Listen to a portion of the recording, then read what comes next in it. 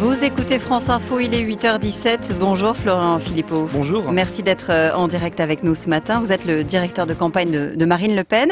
On a vu que François Hollande avait parlé banlieue hier soir. Il s'est engagé à ramener la République, c'est ce qu'il dit, dans les banlieues. Le candidat socialiste propose notamment de faire disparaître ce qu'il appelle le zonage, c'est-à-dire finir les zones urbaines sensibles et autres. Il dit aussi vouloir renforcer les politiques publiques dans les quartiers en difficulté. Et vous, au Front National, qu'est-ce que vous proposez en la matière ? Oui, François Hollande, il pense qu'il suffit de supprimer les mots pour supprimer les problèmes.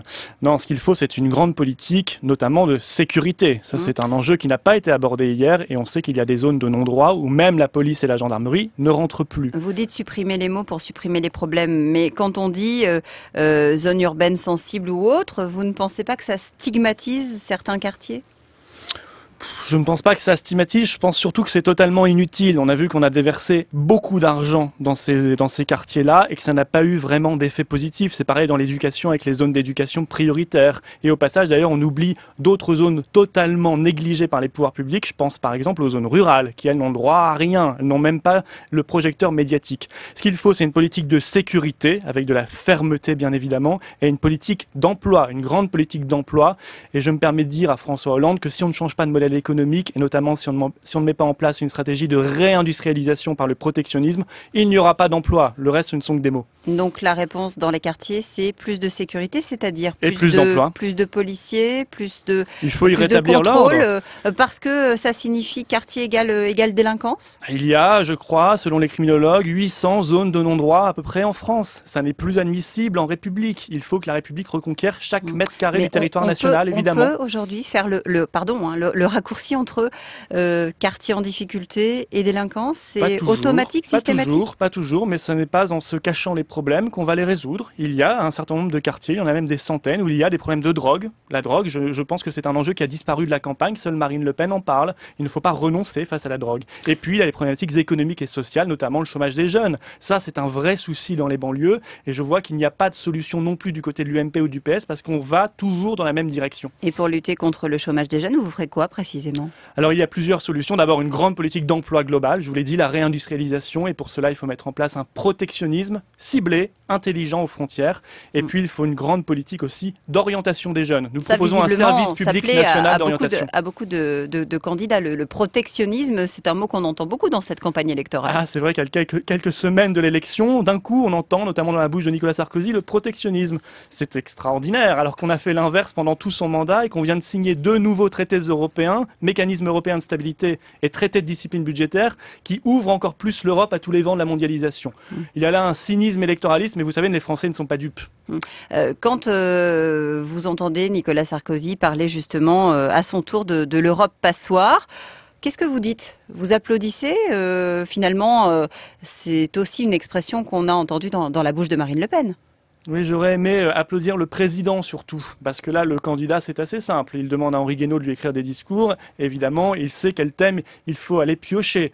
Mais moi, je regarde les bilans. À chaque fois, je dis aux Français, quand vous entendez des promesses dans la bouche du PS ou de l'UMP, alerte rouge. Dites-vous, attention, arnaque possible, parce qu'il y a toujours cette stratégie. Mais quand il dit on va peut-être renégocier une partie de Schengen en fonction de ce qui se passe, en tout cas, là, on ne peut pas lui reprocher de ne pas avoir agi. Il a commencé à le faire. En tout cas, c'est lui qui a été un des artisans de ce mouvement auprès de l'Europe, non ? Encore une fois, c'est un président sortant. Il parle d'une petite réformette de Schengen qui est déjà dans les tuyaux bruxellois, qui d'ailleurs le dépasse largement. Sur tous les sujets, d'ailleurs, il évoque des réformes des réformettes qui sont déjà en cours, qui ne changeront pas la philosophie de cette Union européenne ultra-libérale et ultra-passoire. Et est-ce que c'est à votre électorat qu'il s'adresse quand il dit ça ? Bien évidemment, je crois que chacun l'a compris. Quand il va vous refaire le coup du siphonnage rouge, ou pas ? Ça va marcher cette fois-ci ? Je crois que ça ne marchera pas du tout et je crois même que ce sera contre-productif parce qu'il va beaucoup trop loin dans l'enfumage électoraliste, Nicolas Sarkozy, cette fois-ci. Il pense pouvoir réitérer le coup de 2007, d'ailleurs en réitérant ses promesses de 2007, mais il oublie qu'il y a eu un bilan et que les Français n'ont pas dormi pendant 5 ans. Les Français n'ont pas hiberné pendant les 5 dernières années. Ils ont vu les résultats, ils ont vu l'écart abyssal entre les actes et les promesses. En tout cas, le Wall Street Journal l'a rebaptisé Nicolas Le Pen. J'ai vu ça. Je crois qu'ils sont un peu loin des réalités. Ils sont un petit peu trompés par les discours, mais les Français, eux, on voit surtout ce qu'il y a dans leur porte-monnaie, c'est-à-dire plus grand-chose. Pour le président du pouvoir d'achat, on considère qu'il y a peu de pouvoir d'achat. Et en matière d'immigration, je rappelle qu'il a fait plus d'immigration encore que Lionel Jospin, 80% d'immigration légale en plus que Lionel Jospin. Ça n'est pas vraiment du Nicolas Le Pen, à mon avis. C'est pas lui qui fait rentrer les immigrés en France, non? Je crois qu'il y a une politique d'immigration en France, heureusement, et cette politique, elle aboutit à la distribution de visas et de titres de séjour. Il y en a 200 000 par an, et ça, c'est bien la France qui décide. Il y en avait 120 000 sous Lionel Jospin, il y en a 200 000 par an, soit l'équivalent de la ville de Rennes. C'est le record de la Ve République, et c'est le bilan de Nicolas Sarkozy. Mais comment vous proposez justement de remplacer, par exemple, les travailleurs du BTP? On sait qu'on est en manque de main-d'œuvre sur ce secteur-là, notamment, mais pas que.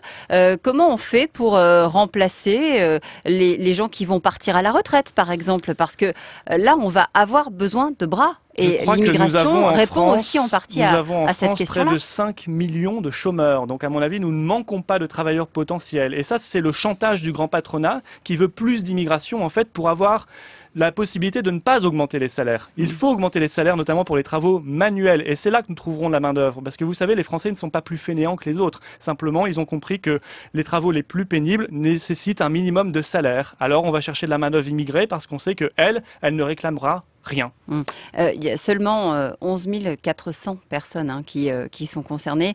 Attention, ce sont les chiffres de Claude Guéant, ça. Non, ce sont les chiffres officiels de la documentation française. Claude Guéant, et d'ailleurs même Libération a dit que ce chiffre était faux, c'est 30 000. L'immigration de travail, c'est 30 000. Même Libération l'a dit. Si Libération l'a dit, alors c'est que ça doit être vrai. Pour vous êtes d'accord avec Libération? Mais oui, ils ont une rubrique qui s'appelle Désintox. Parfois, c'est vrai. Alors, dites-moi, je voudrais qu'on évoque un autre dossier, celui d'Internet. Je ne sais pas si vous avez remarqué, mais en ce moment, les réseaux sociaux vous aiment beaucoup moins, et ce depuis mardi, depuis notamment les déclarations de la Madame Culture du Front National sur la censure en ligne.